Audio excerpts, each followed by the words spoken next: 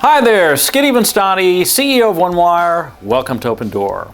Today we're going to go interview Eduardo Mestre, who is the chairman of the advisory practice for Evercore, one of the top independent advisory firms on the street. He's an incredibly interesting guy. You're going to learn a lot. Let's go see what he's up to.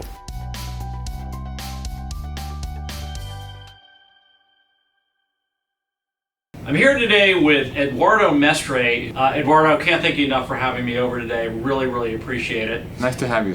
And what I'd love to do is talk, before we go into Evercore and what you do from a business perspective, if you could tell us a little bit about where you grew up, what family life was like.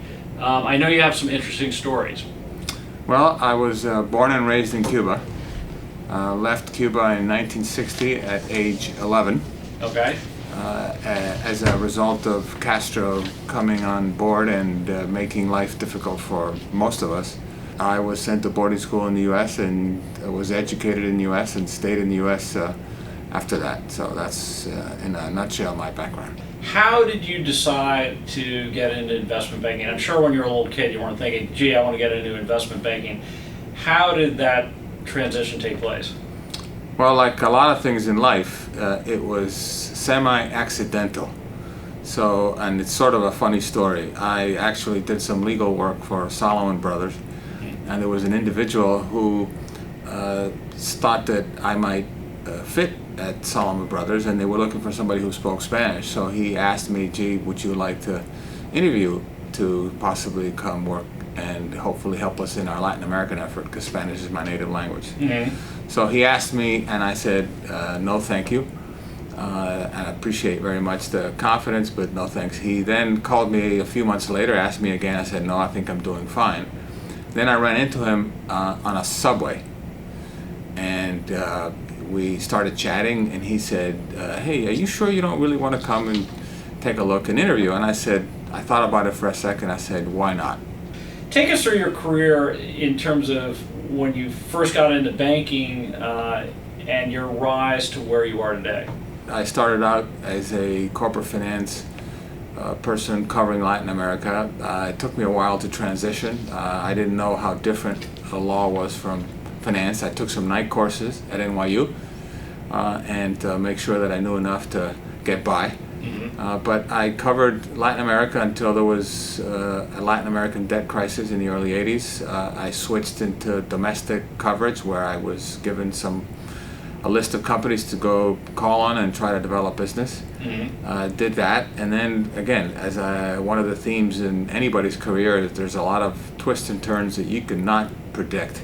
Right. So there was a point in time when AT&T had hired Salomon Brothers along with Morgan Stanley to advise them on the breakup of AT&T, and the two individuals who were in charge of the AT&T relationship decided to move on. So another individual who was senior to me and I were asked, you guys need to take over this relationship.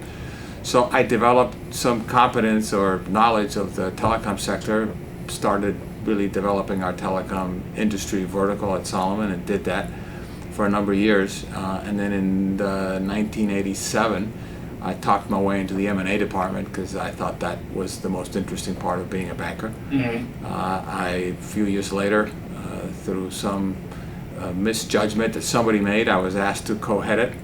And then in the mid-90s, I was asked to become head of investment banking at Salomon. And then decided in 2004 to make a switch. I thought it was time to leave a large institution and try something a little more entrepreneurial, and came to Evercore, where I've been since.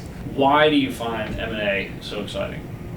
Well, the other things that investment banks typically do is they raise capital for companies. I find that to be a little bit more an organizational sort of challenge, that when you're the corporate finance person, you sort of organize the firm around a basically marketing effort. I found that to be a lot less interesting than M&A, where you're very much involved directly with the decision makers of the company, and you're helping them to decide what activity, purchase or sale, they may want to undertake, and that generally that's a complicated equation and a pretty important decision. So I find that to be a lot of fun.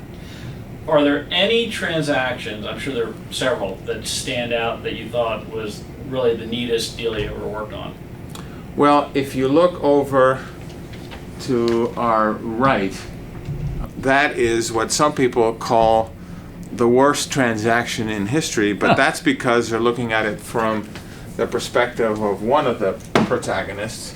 And that's the merger of AOL and Time Warner. Right. I was fortunate to represent AOL. So if you have the AOL perspective, it's one of the best transactions in the history of deal making because it obviously was something that was done from the AOL point of view at the right time with the right company. Why do these major companies, such as an AOL or a Clearwire or a Sprint or International Paper or Royal Bank of Canada, why do they choose Eduardo Mestre? Sometimes people are afraid to tell the client something that the client may not necessarily want to hear. So I think I developed a bit of a reputation for being straightforward and being objective, and I think clients appreciate that. And there are a lot of people out there that want to get into investment banking, but the question is whether or not are they truly right for investment banking. You don't necessarily have to make that decision for the rest of your life when you go into investment banking, because I certainly didn't start there. Mm-hmm. A lot of people start in investment banking and they end up somewhere else.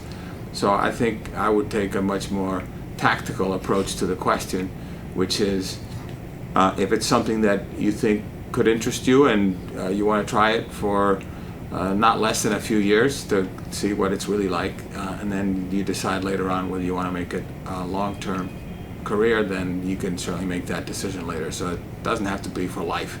And what do you think of Wall Street today versus 20 years ago? You've seen it all. What are your thoughts of the current state of the market?